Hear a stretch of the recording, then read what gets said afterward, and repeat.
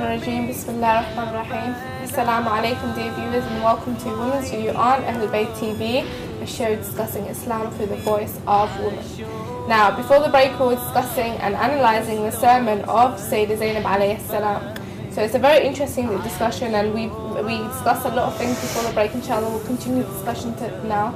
But before we go to our break, before we go to our show, I would like to announce that we are going to be holding a maqtal here at Ahlulbayt TV in London, in our headquarters in Croydon. So inshallah, we are inviting all the viewers at home, all of you sitting at home, both males and females, both brothers and sisters are welcome. So this is the first time in television history where we'll be broadcasting live the maqtal of Imam al-Hussein with a live audience and live on TV all around the world. So please do come and join us here in our headquarters in Croydon, inshallah, and all advertisements, all details, timings, location, address, they're all on the internet. You can check our Facebook group and YouTube group, inshallah, to get all the details. So inshallah, we'll see you then, inshallah. Now let's get to our topic today. I would just like to mention that this is a live call show, so if you would like to call in with your views or opinions, then please do call in with the number on the screen. Alternatively, you can email us at womensview@ahlulbayt.tv. Inshallah, I'll read out your email in today's show and discuss it in today's show, inshallah. Your comments also should be showing at the bottom of the screen. So let's get back to our discussion today. I'm your host Zahra, Al-Alawi, and today with me is Fatimah Mohammad. Assalamu alaikum. And Kaleem. Assalamu alaikum. Now, before the break, we had a very interesting discussion. We also had a caller call in. She was talking about public speaking, but we also discussed the sermons of Lady Zainab both in Kufa and Sham, and the significance those sermons had. So now to discuss, her speech, what did it signify, and what message does this lay out for us all? To answer this question, I'd like just to imagine that there has been a war between two parties. Now, usually when there's a war and there is a victorious party coming out, and then there is the defeated army. Usually the victorious army has all its resources empowered. Its key personalities become even stronger. It holds all the media in its hands, and they are victorious. Whereas the defeated army, the key personalities are all killed. Even the captives that are left, the survivors, become captives.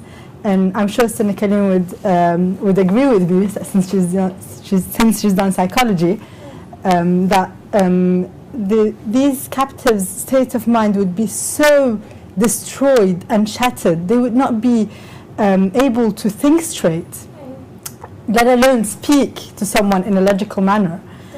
And Sayedda Zainab's situation was even worse, because the captives were only women and ill children and orphans, and she was responsible for them. And she had just seen her brothers and her sons being killed in front of her eyes. She had seen the tents of the women burning. She had seen how the horses stampeded over the chests of the martyrs. And yet she comes, and very, very strongly she speaks to the most tyrannical, merciless tyrant of her time, which was Yazid. So this is why we understand that her words and her sermon, it wasn't a normal sermon, it was divine. I think it was divine words that she had, because if I was in her situation, or anyone else in her situation, they wouldn't even be able to speak straight or think straight. Yeah. So subhanallah, and her words, she didn't even have time to prepare for it, or write it before, or practice for it. It was something she had right there and then. And it was the same speech that made the whole Umayyad dynasty come to its knees. It shook the very foundations of the Umayyad dynasty. Definitely. And yes. So definitely. Just before we go on, I know you have other things to say as well. We have a call on the line, so inshallah we'll take that call and then come back and finish what you're saying. Assalamu alaikum. Alaikum salam, sisters. Wa alaikum salam, sister. Welcome to the show. Excellent topic. I would like to ask a question to my sisters regarding the topic. While reading the sermon of Sayedda Zainab Salamullah alayha in the course of Yazid that she gave, you come across this part where she says that you have uncovered our faces and our voice, whereas your women are in proper hijab. Could you please explain briefly what exactly she referred to? Because according to my personal experience, I've heard the speakers and the ulama saying that her hair was exposed and she had to cover her face with her hair. While some say that that was not the case. Her hair was covered. The only thing exposed in front of the Yazid and his men was her face. Could you please clarify that? Definitely. Thank you very much, sister, for calling in. And the question posed by sister is a very important one, because we have some centres or some lecturers that may narrate the story of Karbala and say that their hair was actually shown. You know, the woman, and Sayedda Zainab, that her hair was shown as well. And then we have others that say no, it was just her face. And quite rightly, she said in the sermon of Lady Zainab, when she referred about her face veils, when she addressed Yazid in Sham, she said that our faces were revealed. She doesn't mention her hair. So can you just explain from the sermon of Lady Zainab to Yazid in Sham about the situation? Yeah, I think the answer to this question is in the speech itself, because she says you uncovered our face. And Sayedda Zainab's standards of hijab were so high that just for her face to be uncovered was so bad for her. And I mean, an example of how high her standards for hijab were was when she was smaller, and when she wanted to go visit the grave of her mother. She would usually go at night, and Imam Hassan and Imam Hussein would stand on her sides, and they would turn off the candles on the way so nobody could see her shadow. So this was her high standards of hijab. So if her face was uncovered, that was such a huge and bad tragedy for them. I mean, even if you read the Ziyarat al-Nahiya from Imam al-Mahdi Ajallah Ta'ala Farajah al-Sharif, he says that I would weep blood for you. And one of the believers dreams of the Imam, and he says to him, whose tragedy are you weeping blood for? And is it the tragedy of Imam Hussein alayhi salam? And he says, no, if Imam Hussein was there, he would also have wept blood. He would also cried. And then he says, then is it for the tragedy of Abbas? And he says, no, if Abbas was there, he would also have cried blood. So he says, so is it the tragedy of Ali al-Akbar? He says, no, even if Ali al-Akbar was there, he would also have cried blood. So he says to him, whose tragedy is it then? And he says, it's the captivity of Sayedda Zainab alayha salam. So out of all the events that happened in Karbala, this was the one that hurt them most and that was the most painful for them. So yeah, I mean, it is. The answer is in the sermon itself. Definitely true. Jack, yeah, I mean the part which the sister is referring to, I'll quote from the sermon itself. Sayedda Zahra Samar alayha is saying, "Is it fair, O son of the released ones?" The word tulaka is used, and I will explain. Like that word means like people in the ancient time when they turned to Islam, they couldn't, as one of the political laws were at that time, that they couldn't appoint themselves as the Khalifa of the time if they were converted to Islam. That was one of the political laws, and Sayedda Zainab is firstly, she's pointing that out, like you are a convert in a way, like it is exactly. So you on the first place is not authorized to be a Khalifa in the first place, i.e. he put himself, he appointed himself as a Khalifa by power struggle and many other ways. So number one, you know, that point is raised, and then she reminds himself you know, that who he really is and where he really stands in the eyes of Allah.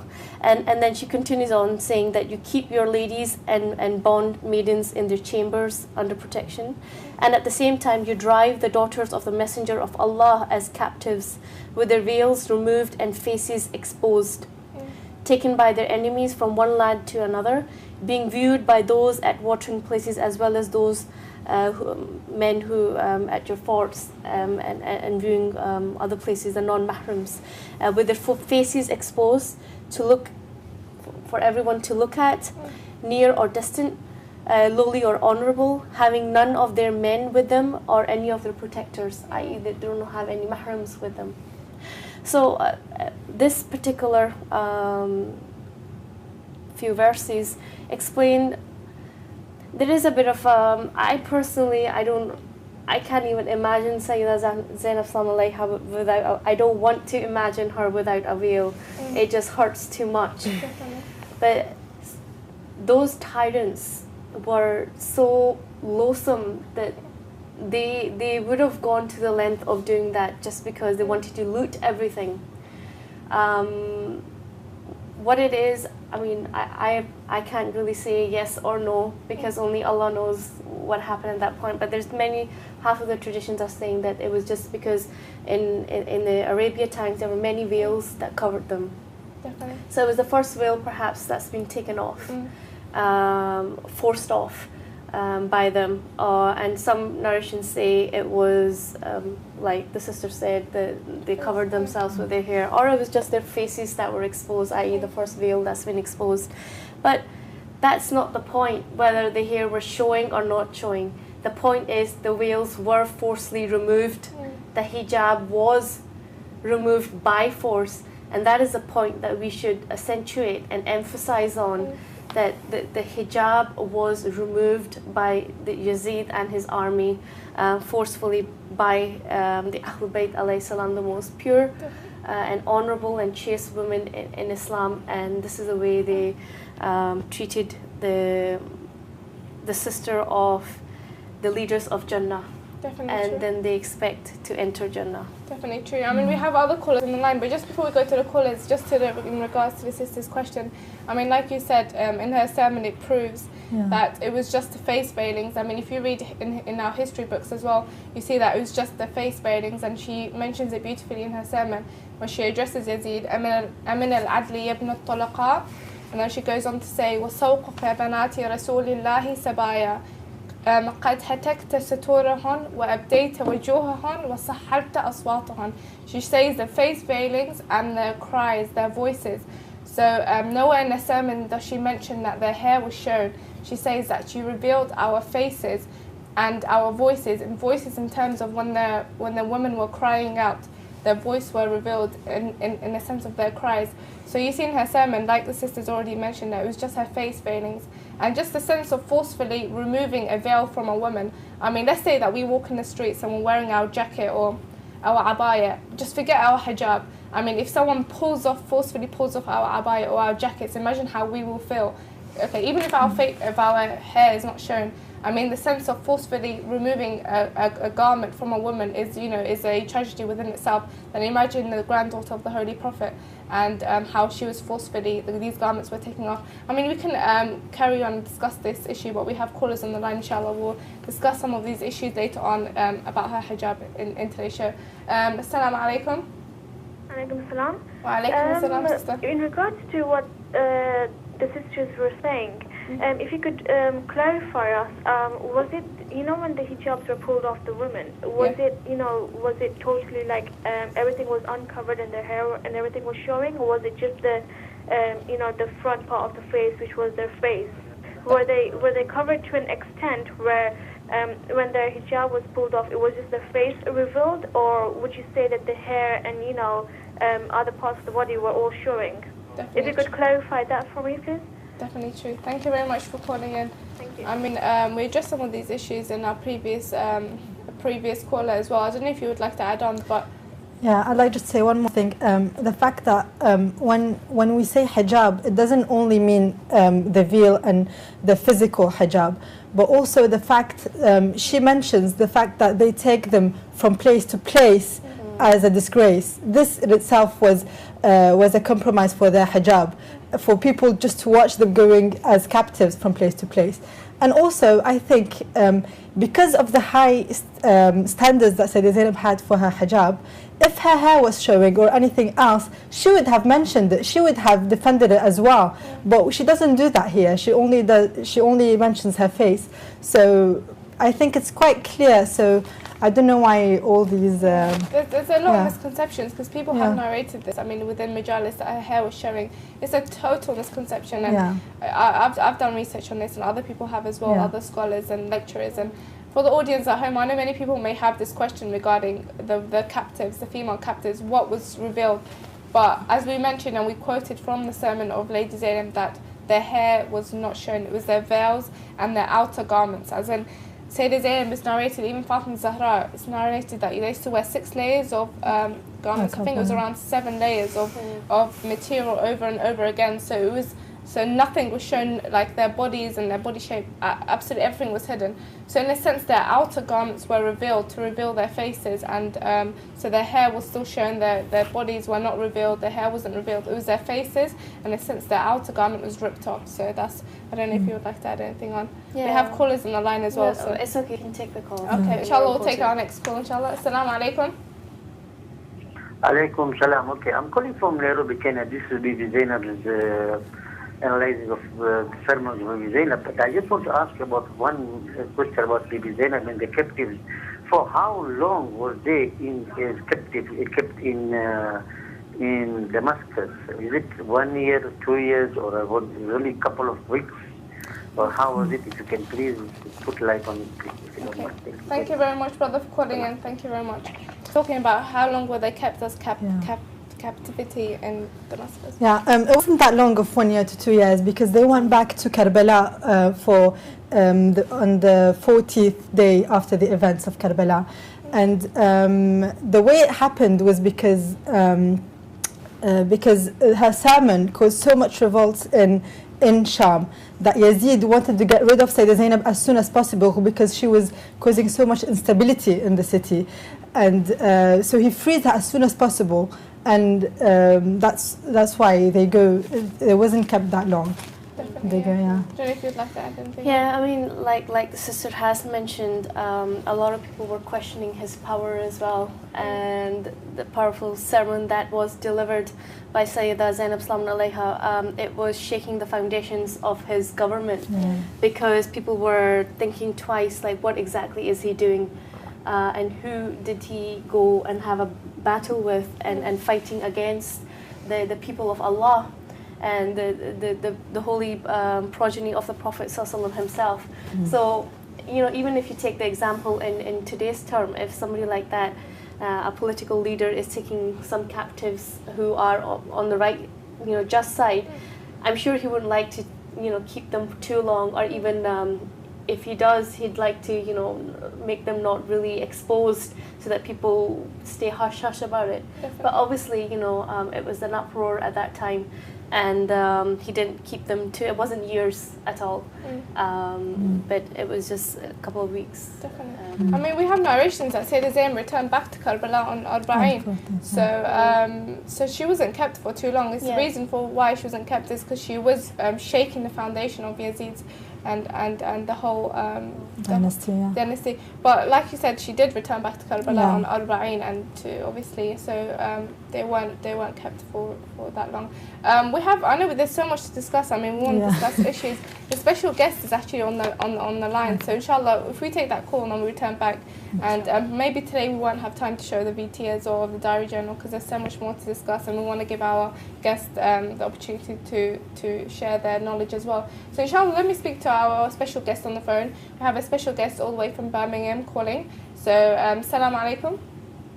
Alaikum salam, sister. Wa alaikum salam. Welcome to the show, and I send my condolences to you on the martyrdom of Imam al-Hussein alayhi salam. أعظم الله أجورنا وأجوركم بمصابنا أبا عبد الله الحسين عليه السلام. There isn't much time, and I know that you're a very knowledgeable person, mashallah, and you came on the channel plenty of times as well. But in a sense, I wanted to get your information and knowledge on this issue as well. In specific, how has the speech of Lady Zainab inspired you? أعوذ بالله من الشيطان اللعين الرجيم بسم الله الرحمن الرحيم. Alhamdulillah, mashallah, sisters have been discussing the sermon of Lady Zainab alayha salam in depth, alhamdulillah. What I can say that, you know, the inspiration, you know, is not just only for women. it's basically for all women and also men as well, in all generations to come. And when you look at the life of Sayedda Zainab alayha salam, from her childhood, from her birth till the end of her time, I mean, she was a great inspiration in all facets of her life. I mean, being the daughter of Imam Ali alayhi salam and Lady Fatimah Zahra alayha salam, she embodied the truth. Zainab alayha salam demonstrates total devotion to Allah in her entire life, even in the most adverse conditions since her childhood. I mean, when you look at whatever happened in Karbala, it just didn't happen then. I mean, you have to go back to her life. You have to go back to her, her birth, her childhood, how she was raised as a daughter, how she was raised, as a woman in Islam. So when we look at all these facets of her life, what I see in Zainab alayha salam, alhamdulillah, she is a woman of conscience. She's a woman who stood against oppression and injustice. Zainab alayha salam is not an individual. She becomes a concept of truth, a concept of justice, a concept of forbearance, a concept of vision, a woman of vision. And she becomes the media for all generations. She shakes the conscience of tyrant rulers and awakens the sleeping hearts of passive Muslims. I mean, when you look at the world today globally, I mean, we Muslims are really in a dichotomy. At one end, we have the consumer lifestyle, we have the materialistic world, we have values, societal decadence. And on the other hand, when we look at such inspirations like Fatimah Zahra alayha salam and her beloved daughter Zainab, I mean, you get so much strength, She, being mothers, being women, she gives us strength, she gives us confidence, she gives us hope. She becomes the driving force of the Ashura movement. For if there was no Zainab, the whole tragedy of Karbala would have been buried. So, I mean, when you look at all, the times that she was tested for whatever was granted to her, in reality, Sayedda Zainab alayha salam proved her virtues by undergoing the tests and examinations. Definitely. And when you look at Zainab, being the role model, she breaks the silence, and that too, I mean, when you ask yourself, what kind of silence did she break? It was indeed a disgraceful and humiliated silence. She shook the tyrant Yazid and his kingdom and said, I mean, we all know that and we've all read this sermon, but I really feel that our men and women should read every line of what Zainab alayha salam, means and how she states in those very circumstances. She, what does she say? She says, you have gathered in abundance the assets for getting wrath of Allah. Her bold address to the arrogant Yazid, Ayn al-adl yabna tulaka, is it justice, O sons of freed slaves? I mean, she shakes the foundation of the Umayyad rule and exposes its illegitimacy, not only for the courtiers, but for all the generations to come. Definitely. I mean, when she uses the word tulaka, Zainab actually reminds the ruler how her grandfather, Rasulullah sallallahu alayhi wa sallam, on the day of the peaceful surrender of Makkah to Muslims, how he had shown magnanimity to the arch-infidel Abu Sufyan, his accursed wife Hind, and his equally criminal son Muawiyah. Yeah, definitely. Despite the fact that Hind was so savagely carved out the liver of Prophet's uncle, Hamza, at the Battle of Uhud, and she tried to chew it. Again in history, we are reminded that the day of the liberation of Makkah, the Prophet had called Abu Sufyan, Muawiyah, and their kinsmen Tulaqa. So when Sayedda Zainab alayha salam and the noble captives were taken to the palace of Ubaidullah ibn Ziyad, I mean, we all know that he was the mastermind of the Karbala tragedy. It's definitely I mean, true. she controls herself. She controls herself to a great extent, despite the insults on the blessed household. And at one point, he mocks at the severed heads of martyrs, telling her to see what God had done to her household. Yeah. And look at the reply. The bold, the strength that Zainab salamullahi alayha, she says, on the justice of Allah with the famous phrase, "Ma ra'aytu illa jamila." I mean, this makes Ibn Ziyad even more angrier. And the daughter of Imam Ali alayhi salam addresses him by exposing the crimes of the Umayyads and moved the audience to tears. That's definitely You see, I mean, we see so many traits. I mean, Bibi Zainab alayha salam, when you look at her from all angles, there is so much to learn from this great personality.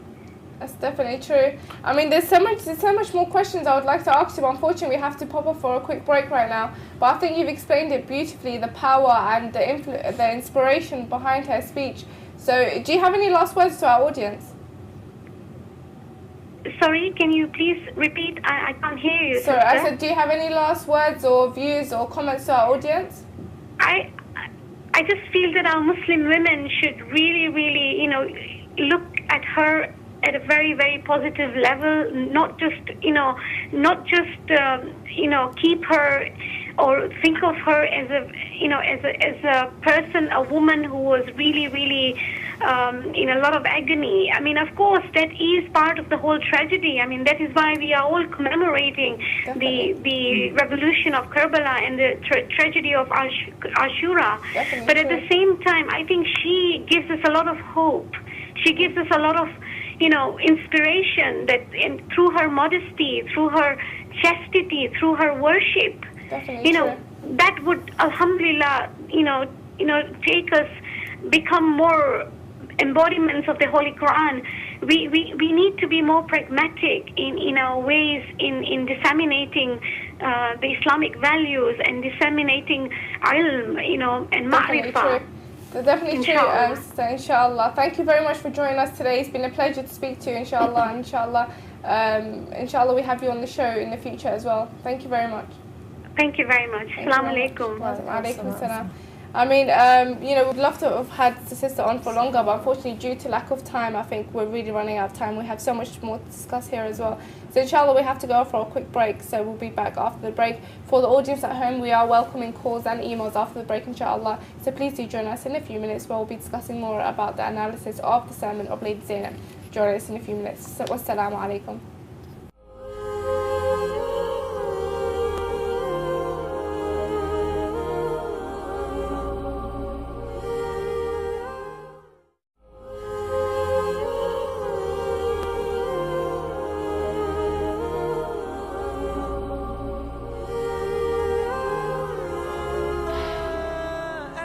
Bismillahirrahmanirrahim. Assalamu alaikum, dear viewers, and welcome to Women's View on Ahlulbayt TV, a show discussing Islam through the voice of women. Now, before the break, we were discussing and analysing the sermon of Sayedda Zainab alayhi salam. So it's a very interesting discussion, and we discussed a lot of things before the break. Inshallah, we'll continue the discussion now. But before we go to our break, before we go to our show, I would like to announce that we are going to be holding a maqtal here at Ahlulbayt TV in London, in our headquarters in Croydon. So inshallah, we are inviting all the viewers at home, all of you sitting at home. And orphans, and she was responsible for them. And she had just seen her brothers and her sons being killed in front of her eyes. She had seen the tents of the women burning. She had seen how the horses stampeded over the chests of the martyrs.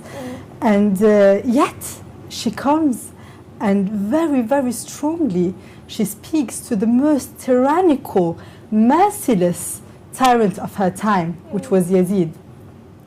So this is why we understand that her words and her sermon, it wasn't a normal sermon, it was divine. I think it was divine words that she had, because it's, I mean, if I was in her situation or anyone else in her situation, they wouldn't even be able to speak straight or think straight. Yeah. So subhanallah, and her words. So let's get back to our discussion today. I'm your host Zahra Al-Alawi, and today with me is Fatimah Mohammad. Assalamu alaikum. And Kaleem. Assalamu alaikum. Now, before the break, we had a very interesting discussion. We also had a caller call in. She was talking about public speaking, but we also discussed the sermons of Lady Zainab both in Kufa and Sham, and the significance those sermons had. So now to discuss, her speech. What did it signify, and what message does this lay out for us all? Yeah. To answer this question, I'd like just to imagine that there has been a war between two parties. Now, usually when there's a war and there is a victorious party coming out and then there is the defeated army, usually the victorious army has all its both males and females, both brothers and sisters are welcome. So this is the first time in television history we'll be broadcasting live the maqtal of Imam al-Hussein with a live audience and live on TV all around the world. So please do come and join us here in our headquarters in Croydon, inshallah, and all advertisements, all details, timings, location, address, they're all on the internet. You can check our Facebook group and YouTube group, inshallah, to get all the details. Inshallah, we'll see you then, inshallah. Now let's get to our topic today. I would just like to mention that this is a live call show, so if you would like to call in with your views or opinions, then please do call in with the number on the screen. Alternatively, you can email us at womansview@ahlulbayt.tv. Inshallah, I'll read out your email in today's show and discuss it in today's show, inshallah. Your comments also should be showing at the bottom of the screen. Sources empowered, its key personalities become even stronger, it holds all the media in its hands and they are victorious. Whereas the defeated army, the key personalities are all killed, even the captives that are left, the survivors become captives. And I'm sure Sunna Kaleem would agree with me, since she's done psychology, that these captives' state of mind would be so destroyed and shattered. They would not be able to think straight, let alone speak to someone in a logical manner. And Sayedda Zainab's situation was even worse because the captives were only women and ill children